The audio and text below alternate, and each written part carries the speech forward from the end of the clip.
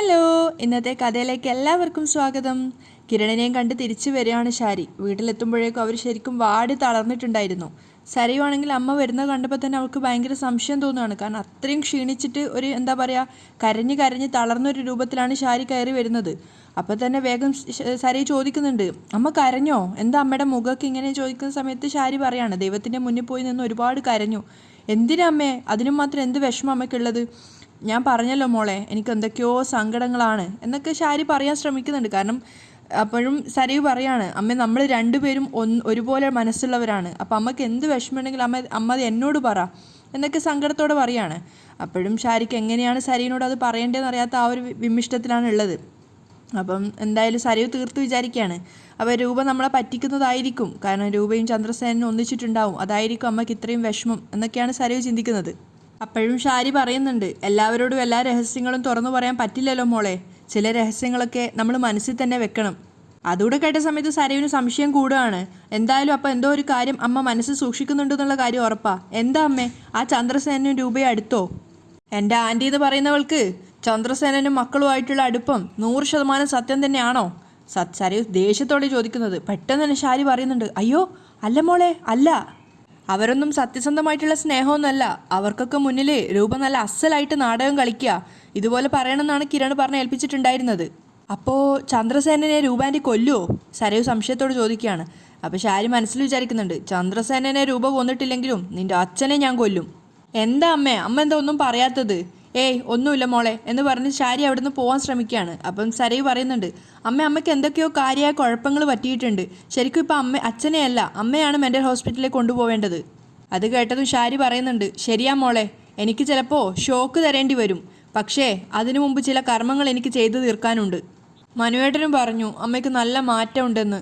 അപ്പം ശാരി സങ്കടത്തോടെ പറയാണ്, എൻ്റെ മോളെ, ഇനി മനുമോൻ മാത്രമാണ് നിനക്ക് രക്ഷ. അതെൻ്റെ മോള് മനസ്സിലാക്കിക്കോണം. നിൻ്റെ അച്ഛൻ നിന്നെ പല്ലക്ക് കൊണ്ടുപോകുമെന്ന് നീ കരുതിയേക്കരുത്. അതിൻ്റെ കാലമൊക്കെ കഴിഞ്ഞു. ഇപ്പം പല്ലക്ക് പോയിട്ട് അതിൻ്റെ കാല് പോലും ഇല്ല. ശാരി എന്തൊക്കെയോ മനസ്സിൽ വെച്ചാണ് സംസാരിക്കുന്നതെന്നുള്ളത് സരയുവിന് മനസ്സിലാവുന്നുണ്ട്. പക്ഷെ എന്താണ് അമ്മ ഇത്രയധികം വിഷമിപ്പിക്കുന്നത് നമുക്ക് മനസ്സിലായിട്ടില്ല. ഞാനിന്ന് അയാളെ ശരിയാക്കി കൊടുക്കാം എന്ന് മനസ്സിൽ വിചാരിച്ചുകൊണ്ടാണ് ശാരി മുറിയിലേക്ക് പോകുന്നത്. മുറിയിലെത്തിയ സമയത്ത് രാഹുൽ ഫോണിൽ എന്തൊക്കെയോ ചെയ്തുകൊണ്ടിരിക്കുക. ശാരി വന്നതൊന്നും അയാൾ അറിഞ്ഞിട്ടുണ്ടായിരുന്നില്ല. ശാരിയാണെങ്കിൽ പ്രതികാരം തുടിക്കുന്ന മനസ്സുമായിട്ടാണ് മുറിയിലേക്ക് കടന്നു ചെന്നത്. അപ്പം അവിടെ ഒരു ഫ്ലവർ വേസ് കണ്ട സമയത്ത് പെട്ടെന്ന് തന്നെ ശാരി അത് എടുത്തിട്ട് രാഹുൽ അറിയുന്ന പോലുമില്ല.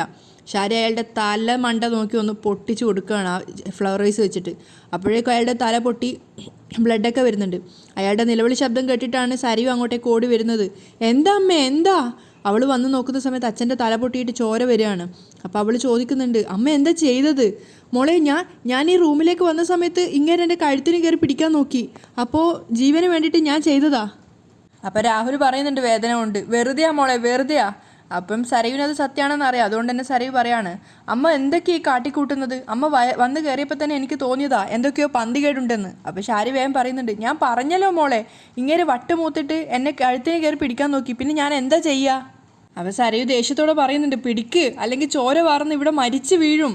അപ്പോൾ ശാരി പിടിക്കാനൊന്നും കൂട്ടാക്കുന്നില്ല. ശാരി മനസ്സിൽ വിചാരിക്കുക, ചോര വാർന്ന് ഇവ മരിച്ചു വീഴട്ടെ, നാണം കെട്ടവൻ, ഇത്രയും കാലം കൂടെ ജീവിച്ച ഭാര്യയെ വഞ്ചിച്ചവൻ. പിടിക്കമ്മേ, പിടിച്ച് പൊക്കാൻ. ഇതാ ചോര വാർന്ന് പോയിക്കൊണ്ടിരിക്കുക, ഇപ്പോൾ ബോധമില്ലാതെ ആവും, എന്നെക്കൊണ്ട് ഒറ്റയ്ക്ക് വയ്യ എന്നൊക്കെ സരയു ഇങ്ങനെ സങ്കടത്തോടെ പറയാണ്. അപ്പോൾ ശാരി മനസ്സിൽ വിചാരിക്കുന്നുണ്ട്, ഇത്രയും കാലം ഇവൻ ബോധമില്ലാതെയല്ലേ കഴിഞ്ഞത്, ഇനിയും ഇവന് ബോധം വേണ്ട.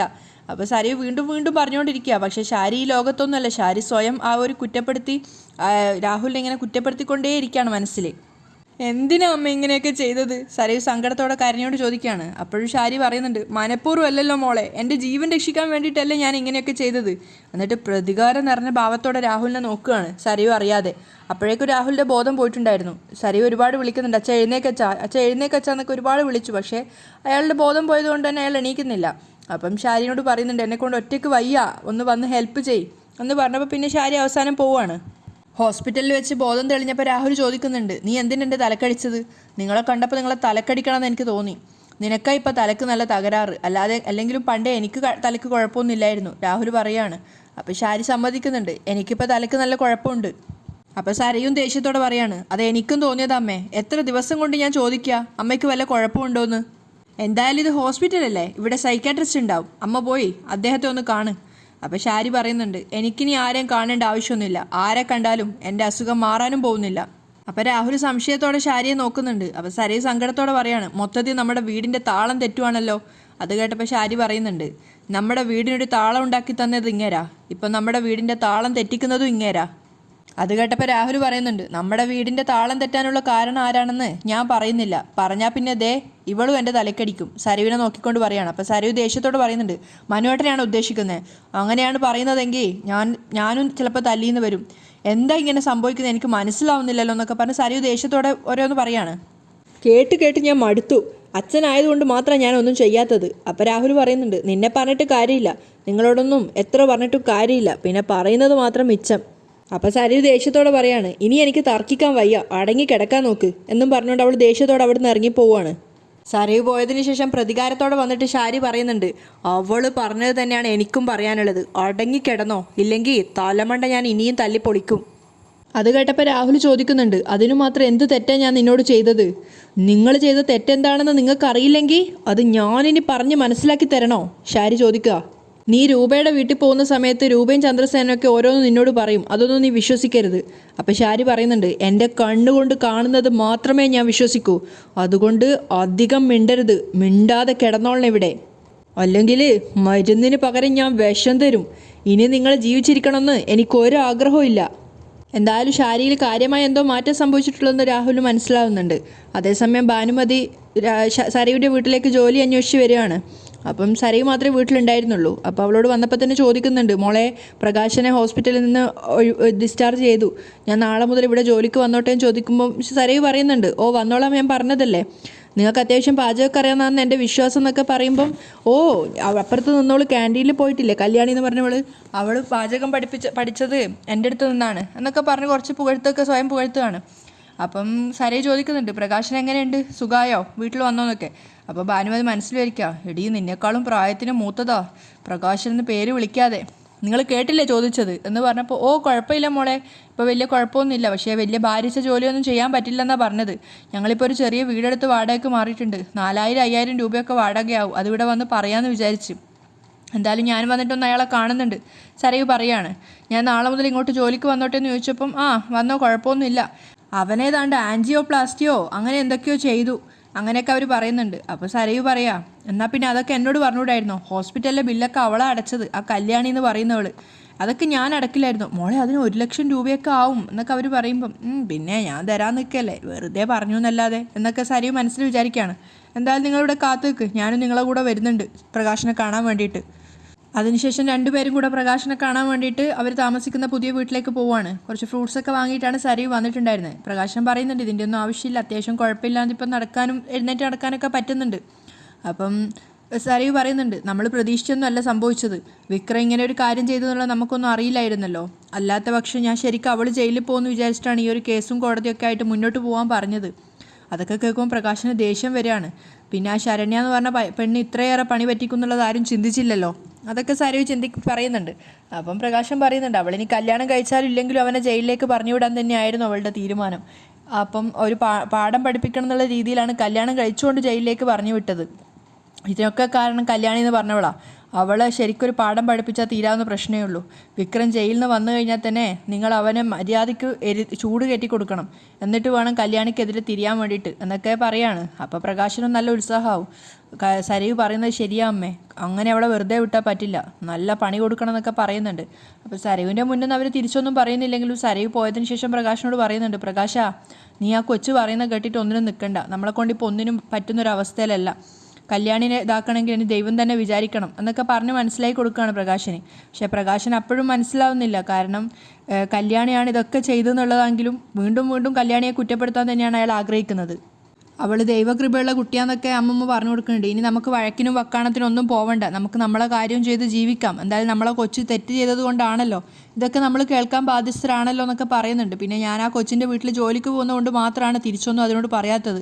ഇനി നമ്മൾ ആർക്കെതിരെ ഒന്നിനും നിൽക്കണ്ട, നമ്മളെ കുഞ്ഞ് വന്നാൽ നമുക്കതിനെ നല്ല രീതിയിൽ തന്നെ മാറ്റിയെടുക്കാമെന്നൊക്കെ പറയാണ്. പക്ഷേ പ്രകാശൻ്റെ മനസ്സിൽ അപ്പോഴും ചെറുതായിട്ടാണെങ്കിലും ഒരു കനൽ കിടപ്പുണ്ട്. ഇത്രയൊക്കെ സഹായം ചെയ്തിട്ടുണ്ടെങ്കിലും കല്യാണിക്കെതിരെ എന്തെങ്കിലുമൊക്കെ ചെയ്യണം എന്നുള്ളൊരു ത്വര അയാളുടെ ഉള്ളിൽ അപ്പോഴും ഉണ്ട്. പക്ഷേ തിരിച്ചു പോകുന്ന പോക്കിൽ സരയു ഒരുപാട് നേരം മനോഹറിനെ വിളിച്ചു നോക്കുകയാണ്. അപ്പോൾ അവളിങ്ങനെ വിചാരിക്കുന്നുണ്ട്, ഇതെന്താ മനുവായിട്ട് ഫോൺ എടുക്കാത്തത്? ഒരുപാട് കോള് വിളിച്ചിട്ടും മനു ഫോൺ എടുക്കുന്നുണ്ടായിരുന്നില്ല.